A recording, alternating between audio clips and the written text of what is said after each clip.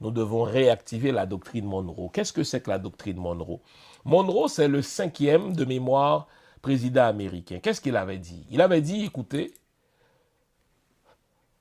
tous les pays de l'Amérique, l'arrogance américaine, c'est pour ça que les États-Unis sont un pays détestable. Le président américain Monroe a dit, tous les pays des Amériques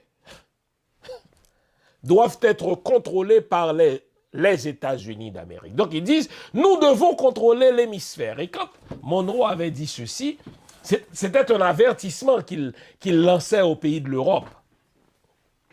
Il disait, vous Européens, occupez-vous de vos merdes en Europe, mais ne traversez pas l'Atlantique pour venir nous emmerder, car l'Amérique aux Américains. Donc nous sommes appelés,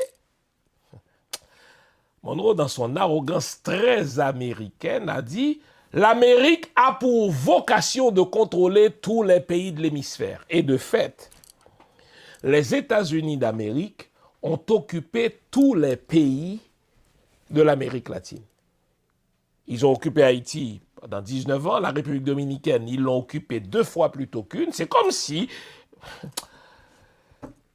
Quand vous connaissez l'histoire, vous ne pouvez pas ne pas détester la politique américaine, la politique étrangère américaine.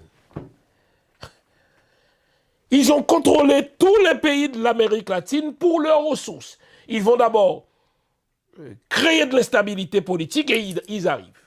Ils contrôlent, ils prennent les ressources, ils placent leur propre chef d'État et ils repartent. Et donc là, Trump dit, l'équipe de Trump, qui est une équipe très asservie à Trump, dit, écoutez là, la Chine est en train de nous baiser chez nous. Chez vous, c'est toute l'Amérique, la doctrine de Monroe. Et donc, les ressources des pays des Amériques doivent nous servir d'abord. Voilà pourquoi le très détestable Trump a dit, non, mais il ne comprenait pas Trump. Trump, c'est un idiot. Il ne comprend pas trop bien ce qu'il dit. Voyez-vous, il était collé à sa feuille, il lisait, etc. Il dit, écoutez, nous allons mettre en place la doctrine Monroe. Si vous lui demandez, mais qui était Monroe, il ne le sait pas, mais il en comprend l'esprit.